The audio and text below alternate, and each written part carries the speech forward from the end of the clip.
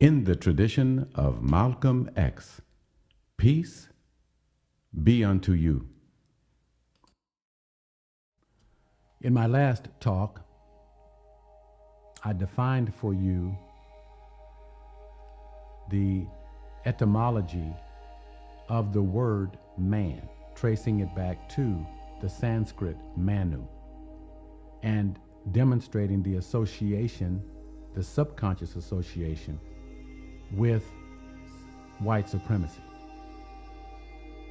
Understanding, of course, that Hinduism was based upon two books, and is based upon two books, which relegate people with dark complexions or colored people, Varna, to the bottom of a caste hierarchy with white people at the top.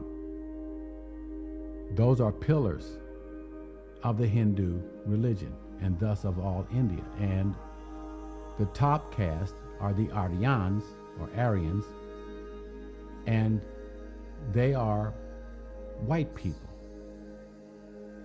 Europe, during the Enlightenment, assimilated Aryan mythology and infused institutions, even the Christian religions, the Christian institutions, with Aryan concepts, Aryan pictures, that is to say, white supremacist ideology.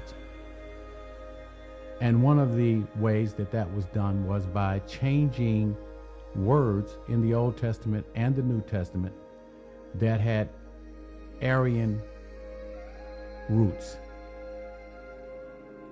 For instance, in our society, there are many words with the root manu, manual, manager. I could go on and on and on.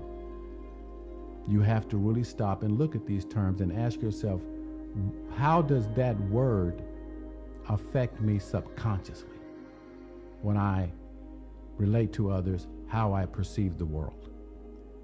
In this talk, I'm going to demonstrate some other words that were changed in the Old Testament and New Testament,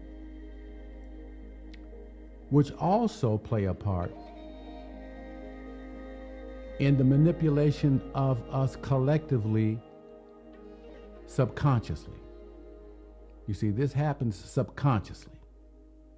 Much of what we do, our choices, even our dreams, are affected by the subconscious, not our consciousness, what we pay attention to on a moment-to-moment basis during our waking hours. I'm going to talk about some Aramaic words. I'm going to talk about some Old English words. I'm going to talk about some Hebrew words. But first, let me define the context, because many people do not take the time to do a simple historical chart, a timeline that might enable them to understand some important features of the Old and New Testament. For example, the exodus out of Egypt, or Kemet, took place, and I'm giving you an approximation, in the 12th century, the 1200s. Not the 12th century, the 1200s. This was a time when all the Bronze Age kingdoms, except for Egypt, had collapsed or were collapsing due to climate change. Now, this is the point that I want to make about this particular time in which the people of Israel lived. These are the people who claim to be descended from Abraham. There was no scriptural text. There was no Hebrew text. And even if there had been a Hebrew text, the majority of the people could not read, let alone write. It would have been pointless.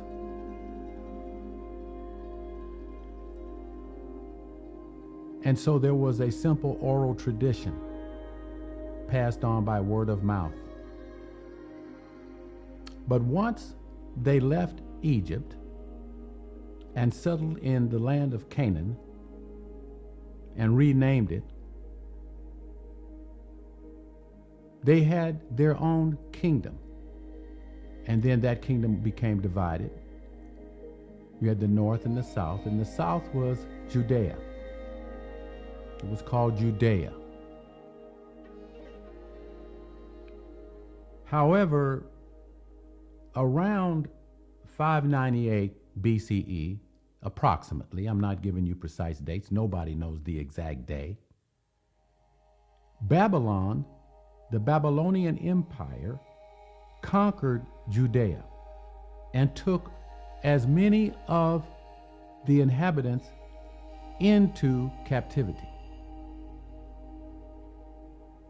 I need to do a quick footnote before I go on. Prior to the children of Israel leaving Egypt, there were no tribes. They had not been divided into 12 tribes.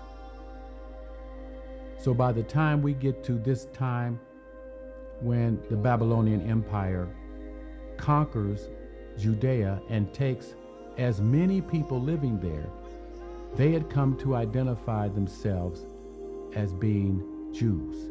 So here we have the birth of Judaism as distinct from the Davidic kingdom in the north,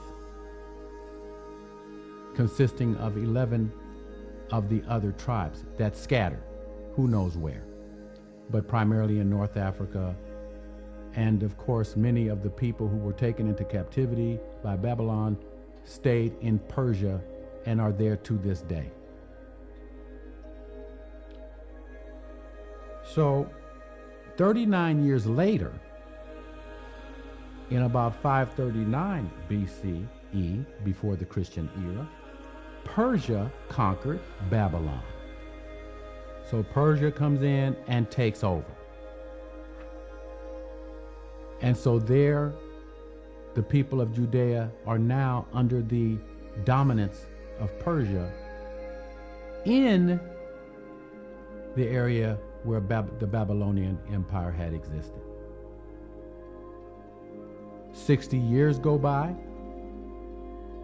and according to the book of Ezra, the Persian king Cyrus the Great ended the exile of the Jews in about 538 before the Christian era.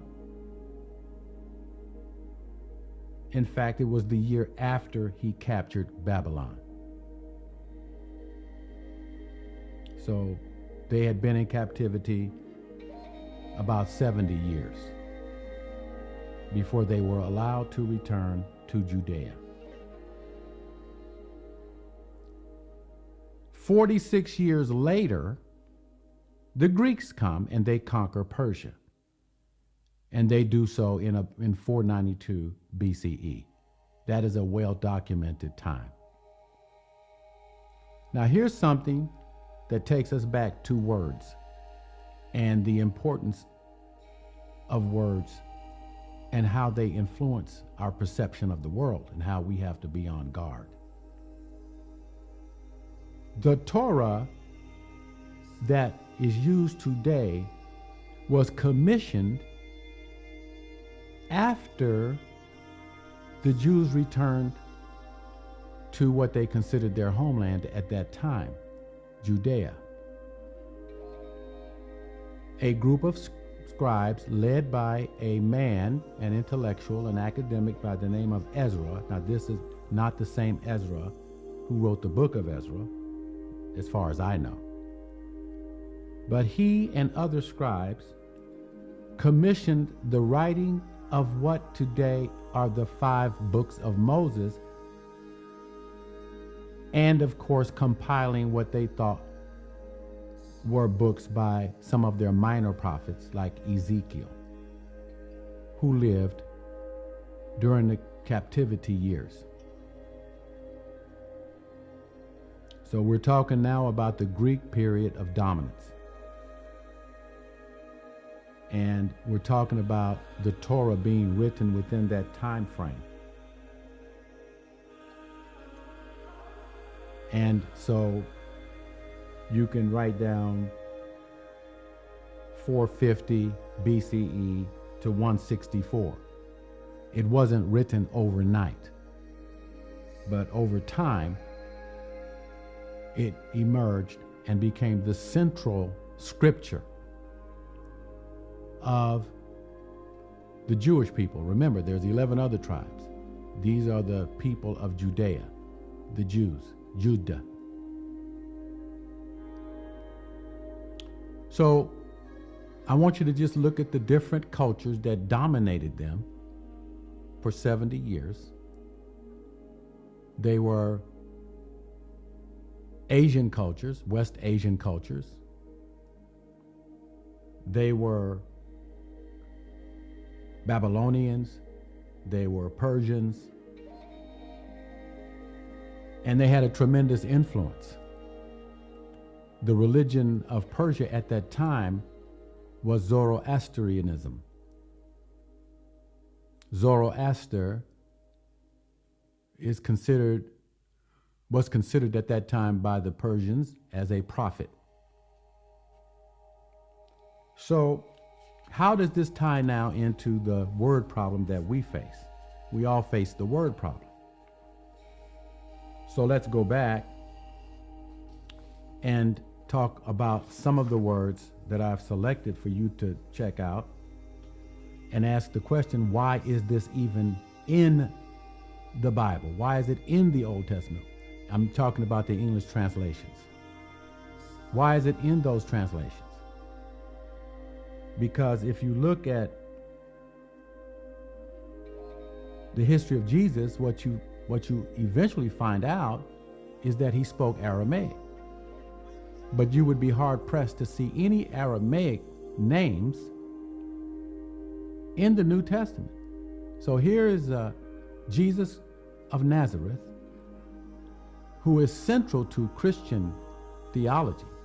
Their Christology is constructed on the life and teachings of Jesus of Nazareth. And he spoke Aramaic. He didn't say man, he didn't say woman when speaking of man and woman or men and women. The Aramaic word that he used for woman or women is eththa, eththa, A-T-T-H-A, eththa. And the name for men or man that you would have heard him speak was Gabra, Gabra, G-A-B-R-A-A, Gabra. That's a far cry from the word man, woman. But let's go on now. What about his name? Is it Jesus? No. In Aramaic, you would have pronounced or called him, if you wanted to speak to him, you would have said Isa, Isa. Those are Semitic words. Just as Hebrew is a Semitic language, Aramaic is a Semitic language.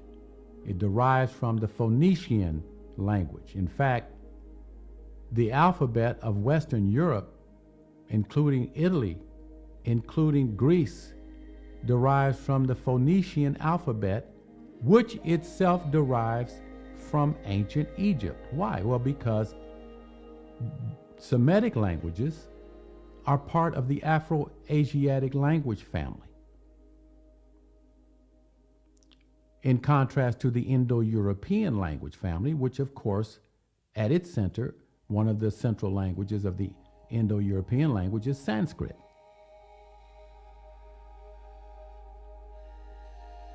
What about Old English? Because King James commissioned someone to translate the Greek or German copies of the New Testament that they had into English. The Old English word for man was wir, W-I-R, wir. And the Old English name for women or woman was wif, including wife. We have that in our word wife today, wif. Why weren't those words used instead of man and woman? When wir and wif were closer to the English than man, which derives from the Sanskrit, the religion of India, the language of India.